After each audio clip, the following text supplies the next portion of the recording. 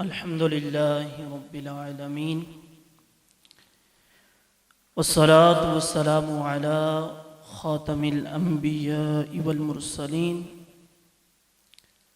أما بعد فأعوذ بالله من الشيطان الرجيم بسم الله الرحمن الرحيم وما لأحد عنده من نعمة تجزى إلا ابتغاء وجه ربه الأعلى ولسوف يرضى إن الله وملائكته يصلون على النبي يا أيها الذين آمنوا صلوا عليه وسلموا تسليما اللهم صل على سيدنا ومولانا محمد وعلى آل سيدنا ومولانا محمد وبارک وسلم وصلی علیہ. محبت کے ساتھ درود پاک پڑھ لیں. الصلاۃ والسلام علیک یا رسول اللہ، الصلاۃ والسلام علیک یا حبیب اللہ، الصلاۃ والسلام علیک یا نبی اللہ وعلی آلک واصحابک یا نور اللہ. الحمدللہ عز وجل، اللہ تبارک و تعالیٰ کے فضل و کرم سے سرکار دو عالم نور مجسم صلی اللہ تعالیٰ علیہ وآلہ وسلم کی محبت اور عقیدتوں کے صدقے آج ہم یہاں اس ماہانہ 11ویں شریف میں جمع ہیں. اللہ پاک سے دعا ہے کہ اللہ تبارک و تعالیٰ اس محفل کو اپنی بارگاہ میں قبول و منظور فرمائے، اور جس محبت اور عقیدت کے ساتھ ہر ماہ الحمدللہ اس گھر میں 11ویں شریف کا انعقاد کیا جاتا ہے، اللہ پاک ان کی محبتوں کو سلامت رکھے. چونکہ وقت بڑا مختصر ہے اور مختصر سے وقت کے اندر اگر آپ حضرات ساتھ دیں گے تو انشاءاللہ میں اپنی گفتگو کر پاؤں گا. جو چند ایک باتیں میں نے کرنی ہے وہ بڑے ہی سادہ سے انداز میں کرنی ہے، اور امید کرتا ہوں کہ انشاءاللہ عز و جل سنا کر اس پر نیت بھی کرتے ہیں کہ عمل بھی کریں گے. تو جو آیت کریمہ میں نے تلاوت کرنے کا شرف حاصل کیا ہے، اس کے ترجمے کی طرف بڑھتے ہیں. بڑی ہی خوبصورت آیات بینات ہیں. اللہ تبارک و تعالیٰ نے کس خوبصورت انداز میں اپنے محبوب کے یار صدیق اکبر کی شان کو بیان کیا ہے.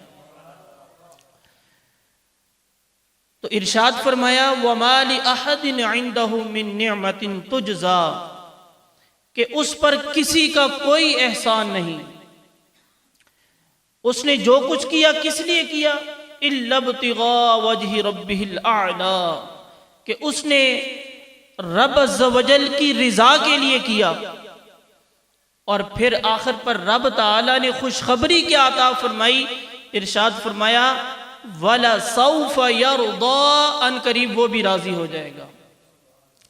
اب یہ جو آیات اللہ تبارک و تعالیٰ نے نازل فرمائی، اس کا پس منظر کیا ہے، اس کی بیک گراؤنڈ کیا ہے، کس وجہ سے، جیسے علماء کی اصطلاح میں کہتے ہیں اس آیت کا شان نزول کیا ہے، تو وہ شان نزول بڑا خوبصورت ہے.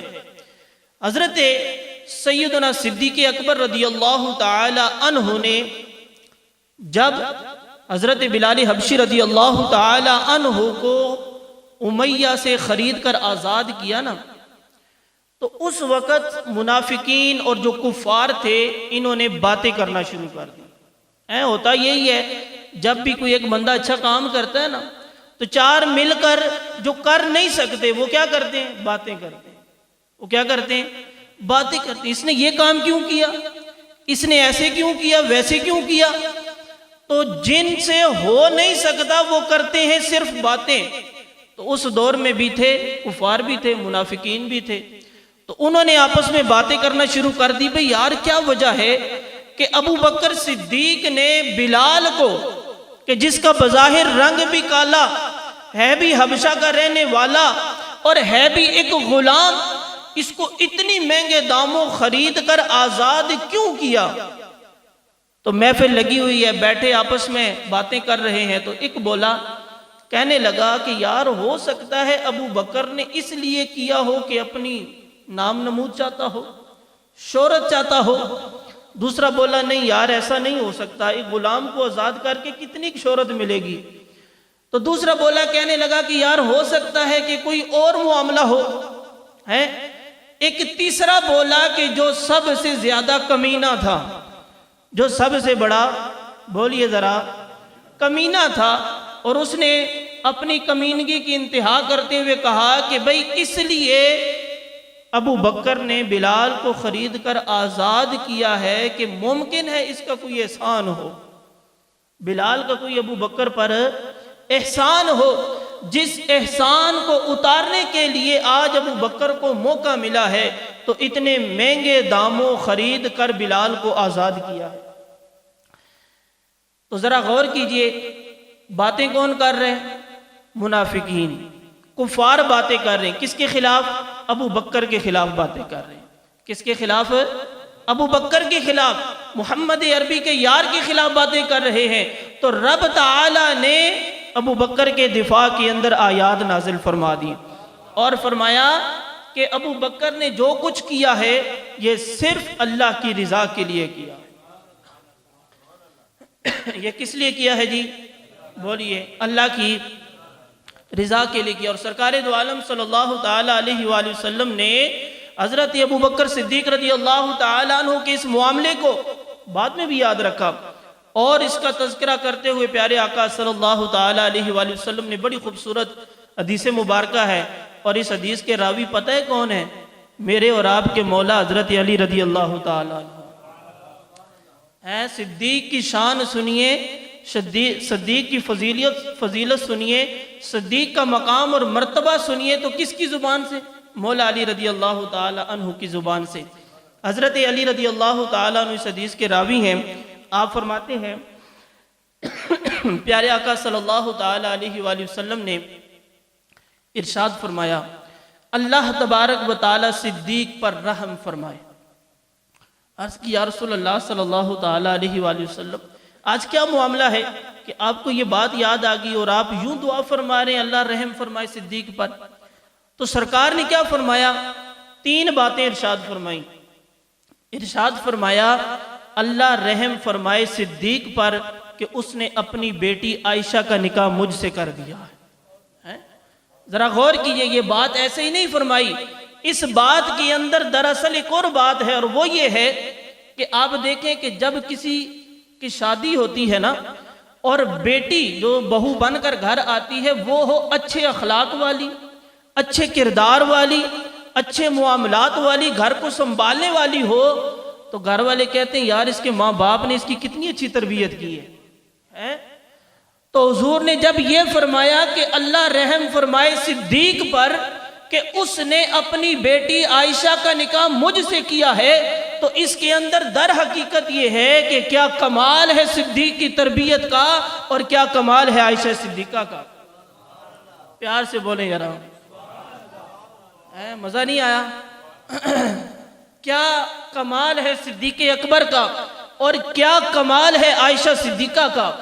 اور کیوں نہ ہو، میرے آقا و مولا صلی اللہ تعالی علیہ وآلہ وسلم نے ایک اور روایت، اور یہ روایت اعلیٰ حضرت امام اہل سنت سے فتاوی رضویہ شریف کے اندر اعلیٰ حضرت نے بیان کیا ہے، چونکہ یہ گھر بھی اتاریوں کا ہے، رضویوں کا ہے، اور یہاں بیٹھے ہوئے بھی سارے حضور کے عاشق ہیں، اعلیٰ حضرت کے ماننے والے ہیں۔ اعلیٰ حضرت اس دور کے اندر نا کسوٹی ہیں، اعلیٰ حضرت اس دور کے اندر معیار ہے اہل سنت کا۔ کسی کو چیک کرنا ہو نا کہ یہ سنی ہے اور کیسا سنی ہے، تو اعلیٰ حضرت کے بارے میں ذرا اس سے پوچھ لو کہ اعلیٰ حضرت کے بارے میں کیا کہتا ہے۔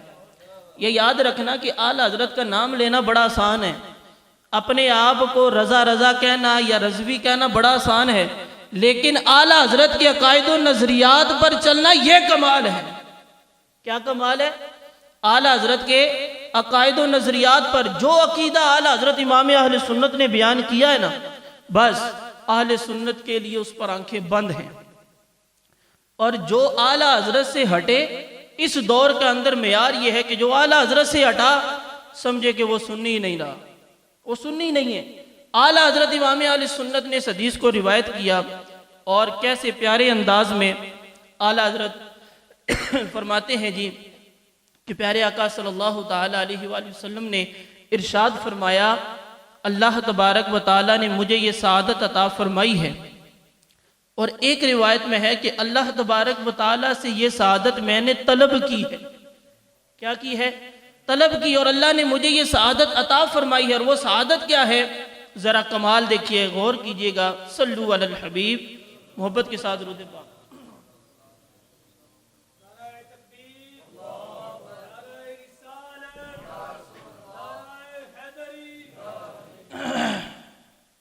صلو علی الحبیب صلی اللہ تعالی علی محمد صلی اللہ تعالی علیہ وآلہ وسلم۔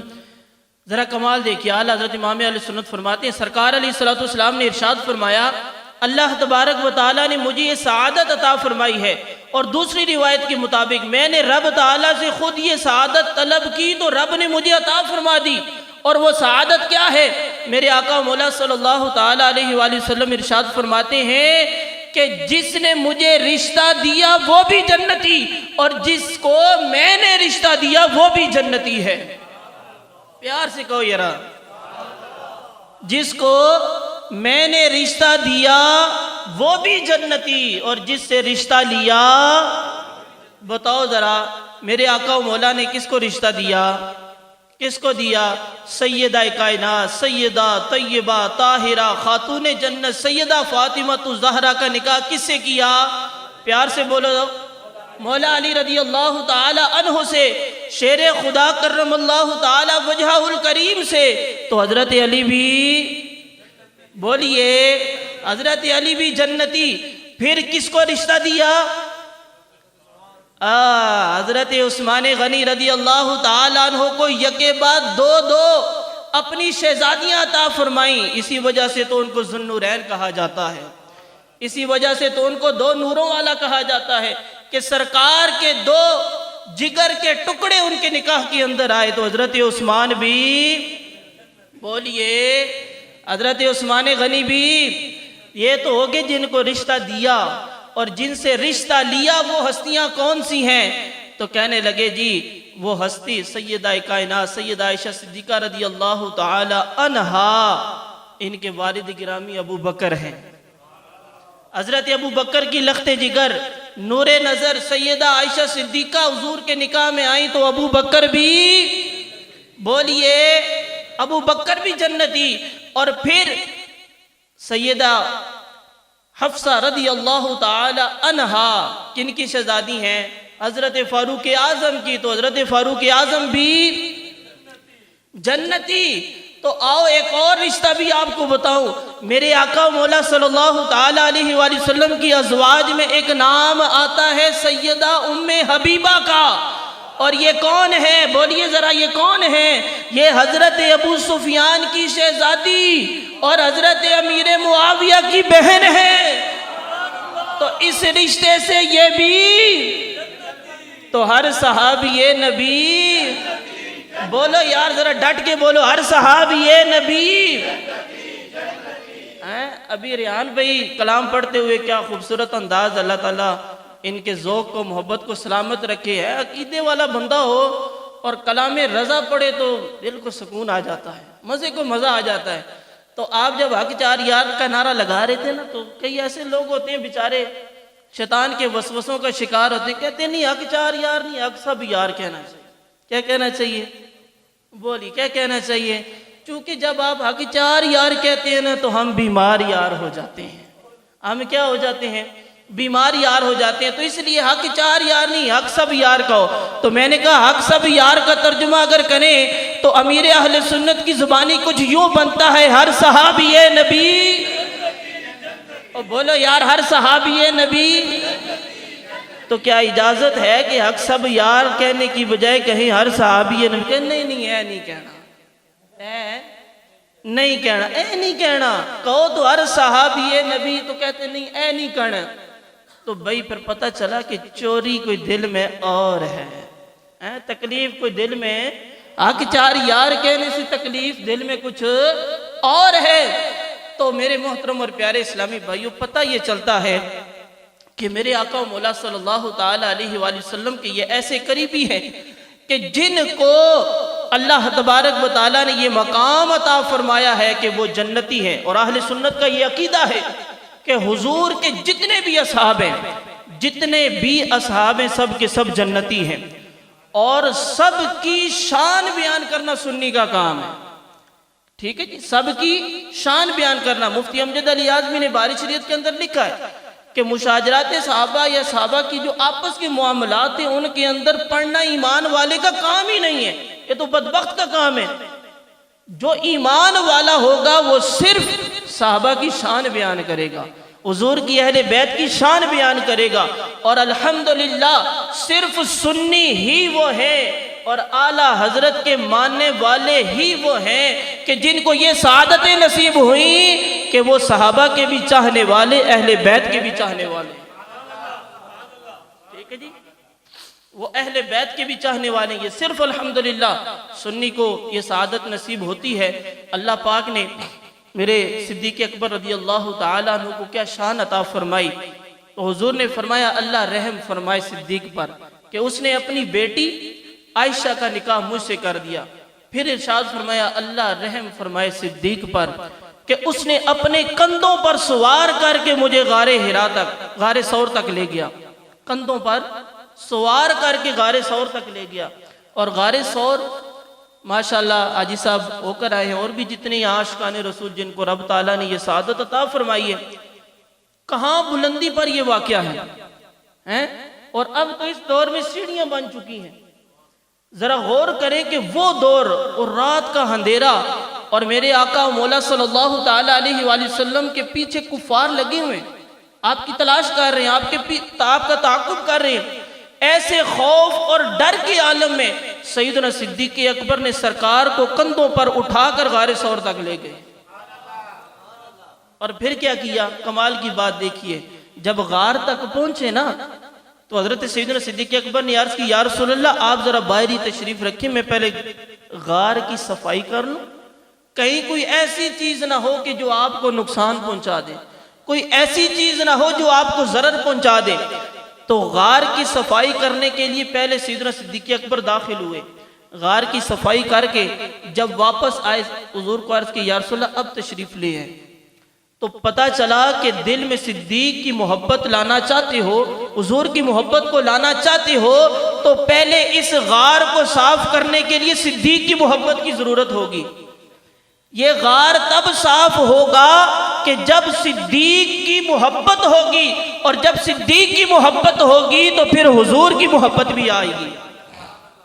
تو صدیق کی محبت کے بغیر حضور کی محبت حاصل نہیں ہو سکتی۔ پھر اگلا کمال دیکھیے، سیدنا صدیق اکبر رضی اللہ تعالیٰ عنہ غار میں اس سوراخ کے اوپر پاؤں رکھ کے بیٹھ گئے، حضور کا رخ انور آپ کے قدموں میں، آپ کی گود کے اندر ہے، آپ وہ ایڑی رکھ کر بیٹھے ہیں، اور ذرا کمال دیکھیے کہ سیدنا صدیق اکبر حضور کے چہرے کی زیارت کر رہے ہیں، والضحیٰ والے چہرے کی زیارت کر رہے ہیں، اور یہ وہ زیارت تھی کہ جو رب تعالیٰ نے کسی کو عطا نہ فرمائی۔ سیدنا صدیق اکبر سے کسی نے پوچھا نا کہ آپ کی کوئی خواہش ہے، تو آپ نے فرمایا جب رب نے دل دیا تو خواہش بھی تو ہوگی نا، اس جسم کے اندر دل موجود ہے تو خواہش بھی تو کوئی ہوگی۔ پوچھا کیا خواہشیں ہیں؟ فرمایا کہ میری 3 خواہشیں ہیں۔ پہلی خواہش یہ ہے النظر الیک یا رسول اللہ، یا رسول اللہ صدیق کی پہلی خواہش یہ ہے کہ بس آپ کا چہرہ انور دیکھتا رہوں۔ دوسری خواہش کیا ہے؟ عرض کی یا رسول اللہ صلی اللہ تعالی علیہ وآلہ وسلم دوسری خواہش صدیق کی یہ ہے وَإِنْفَاقُ مَالِي عَلَيْكَ، کہ صدیق کا مال ہو یا رسول اللہ آپ کے حکم پر خرچ کرتا رہوں۔ اور تیسری خواہش وَالْجُلُوسُ بَيْنَ يَدَيْكَ، یا رسول اللہ صدیق کی تیسری خواہش یہ ہے کہ ہر وقت آپ ہی کی بارگاہ میں بیٹھا رہوں، آپ ہی کے پاس بیٹھا رہوں۔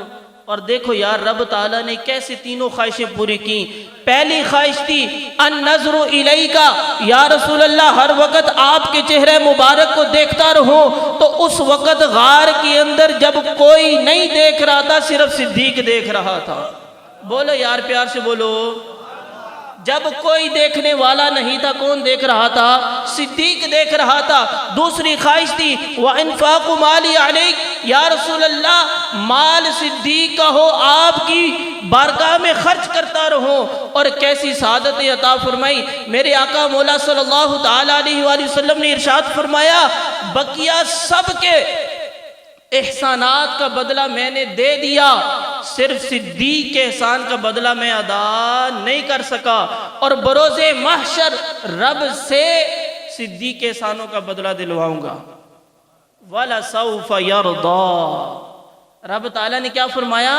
وَلَسَوْفَ يَرْضَى، ان قریب یہ بھی مجھ سے راضی ہو جائے گا. صدیق کو رب تعالیٰ وہ مقام عطا فرمائے گا. اور حضور علیہ السلام فرماتے ہیں انت صاحبی فی الغار وانت صاحبی علی الحوض، اے صدیق تو غار میں بھی میرا دوست تھا اور حوض پر بھی میرا دوست ہوگا. پیار سے بولیے. لگتا ہے بس کرنا چاہیے، تھک گئے آپ ہیں. کیا کہتے ہیں؟ بس کر. کیوں جی احمد صاحب؟ تو بولیے پھر. اگر مزہ آ رہا ہے تو پھر بولو یار، تو بولو نا پھر، پیار سے بولو سبحان اللہ. سیدنا صدیق اکبر کو رب تعالیٰ نے کیسا مقام عطا فرمایا.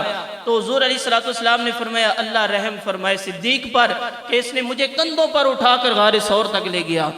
تیسری بات جو ارشاد فرمائی، اور بات کو اختتام کی طرف لاتا ہوں، میرے آقا و مولا صلی اللہ تعالیٰ علیہ وآلہ وسلم نے ارشاد فرمایا اللہ رحم فرمائے صدیق پر کہ اس نے بلال کو خرید کر آزاد کر دیا. اس نے بلال کو خرید کر آزاد کر دیا. حضرت سیدنا صدیق اکبر جب گزرتے تھے نا تو امیہ حضرت بلال پر ظلم کر رہا ہے، اور بلال کیا کہہ رہے ہیں؟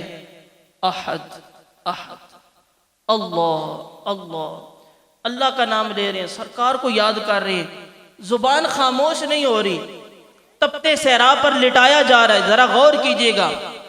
آج میں اور آپ مسلمان ہیں، آج ہمارے گھروں میں ایمان ہے تو صحابہ اکرام کے صدقے میں ہے. ان حضرات کے صدقے میں آج دین ہم تک پہنچا ہے. میں اور آپ نے ایمان والوں کے گھر میں آنکھ کھولی ہے تو ان کے صدقے کھولی ہے. تو انہوں نے دین کے لیے کتنی تکالیف اٹھائی. آپ کو تپتے صحرا میں لٹایا گیا، جسم پر بھاری پتھر رکھ دیے جاتے ہیں، طرح طرح کی سزائیں دی جا رہی ہیں. سیدنا صدیق اکبر گزرے، دیکھا، امیہ کو کہا یار کیوں ظلم کرتا ہے اس کے اوپر، چھوڑ دے اس کو، ایک غلام ہی تو ہے. تو امیہ کہنے لگا تم نے ہی اس کو خراب کیا، اگر اتنا ہی شوق ہے تو خرید لو، اتنا ہی تمہیں احساس ہے اس کا تو تم خرید کیوں نہیں لیتے. تو حضرت ابوبکر صدیق تو اسی وقت کی تاڑ میں تھے. کہے تو میں تمہیں دیتا ہوں. کہا ہاں لگا، مول کیا لگاتا ہے. حضرت بلال حبشی کا اگر مول 1 درہم بھی لگاتا نا تو یہ بھی بڑا مہنگا تھا، لیکن اس نے کہا، ایک مثال دے رہا، اس نے کہا کہ جی میں 10 درہم اس کا مول لگاتا ہوں. کتنے؟ 10 درہم. سید صدیق اکبر نے فرمایا کہ ڈن، چل طے ہو گیا. اس نے کہا جی نہیں میں اور بڑھاتا ہوں، 100 کر دیے. ایک مثال دے رہا ہوں، اس نے جو معاملہ ڈن کیا اس سے قیمت بڑھا دی. سیدنا صدیق اکبر نے فرمایا یہ بھی ڈن. بولو یار. آپ نے فرمایا قبول ہے، چل بلال کو آزاد کر دے. کہنے لگا نہیں اور بڑھاتا ہوں، اور بڑھا دی.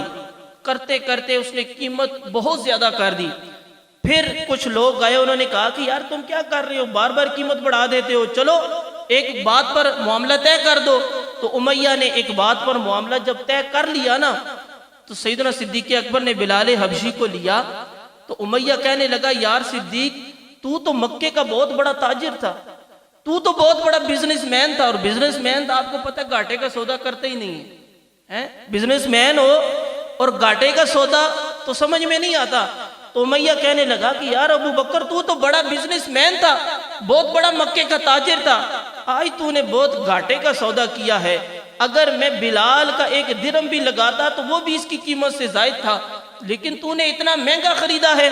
تو حضرت ابو بکر صدیق رضی اللہ تعالی عنہ نے ارشاد فرمایا اے امیہ یہ تو بتا کہ تو ان پر ظلم کیوں کرتا تھا. کہنے لگا کہ اس لیے کہ یہ حضور کا نام لیتا تھا. کیوں ظلم کرتا تھا؟ حضور کا نام لیتا تھا.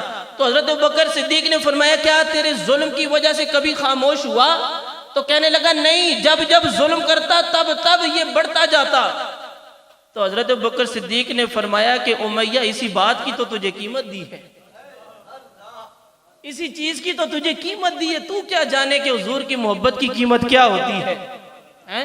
تجھے کیا پتا کہ حضور کے بارگاہ میں اور حضور کے عاشقوں کا مول کیا ہوتا ہے؟ جب خرید کے لائے نا حضور کی بارگاہ میں اور عرض کیا یا رسول اللہ بلال حاضر ہے، اور آج غلام بن کے نہیں آیا، یا رسول اللہ آج آپ کا غلام بن کر آیا ہے، آج بلال آزاد ہو کر آیا ہے۔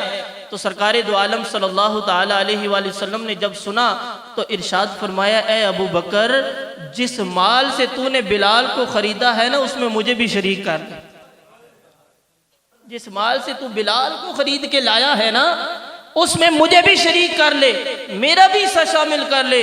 تو حضرت ابوبکر صدیق رونے لگے، عرض کرنے لگے یا رسول اللہ صلی اللہ تعالی علیہ وآلہ وسلم میں شریک کیسے کر لوں کہ جب کہ میرا مال اور میں آپ ہی کا تو ہوں، کہ یا رسول اللہ میں تو ہوں ہی آپ کا، میرا مال بھی آپ کا ہے، میرا تو اپنا کچھ ہے ہی نہیں، میرے تو سب کچھ آپ ہے رحمت عالم، میں جی رہا ہوں زمانے میں بس آپ کے لیے، تو میرا تو سب کچھ آپ کے لیے ہے۔ غزوہ تبوک کے موقع پر کیا کیا جب سرکار نے حکم فرمایا تو حضرت عمر رضی اللہ تعالیٰ عنہ فرماتے ہیں نا کہ اس وقت میرے پاس کچھ مال زیادہ تھا، تو میں نے سوچا کہ آج ہو نہ ہو میں ابو بکر سے بڑھ جاؤں گا۔ ذرا غور کیجئے کہ صحابہ کرام کا کمپٹیشن کس چیز میں ہوتا تھا؟ صحابہ کرام علیہم الرضوان کا کمپٹیشن کس چیز میں ہوتا تھا؟ نیکیوں میں، نیکیوں میں سبقت لے جانے کی کوشش کرتے تھے، اور آج ہم ایک دوسرے میں مال پر بڑھنے کی کوشش کرتے ہیں۔ تو حضرت ابوبکر صدیق رضی اللہ تعالی عنہ آپ گھر گئے، سارا مال اکٹھا کیا اور سب کچھ لا کر حضور کی بارگاہ میں پیش کر دیا۔ تو پیارے آقا صلی اللہ علیہ وسلم نے ارشاد فرمایا اے ابو بکر گھر والوں کے لیے بھی کچھ چھوڑا ہے؟ تو عرض کی یا رسول اللہ اللہ اور اس کا رسول چھوڑ کر آیا۔ کیا چھوڑ کر آیا ہوں؟ بلبل کو پھول، پروانے کو شمع، کیسے جی نعت خوان حضرات، بلبل کو پھول اور پروانے کو چراغ بس، صدیق کے لیے ہے اللہ اور اس کا رسول بس، وما علینا الا البلاغ۔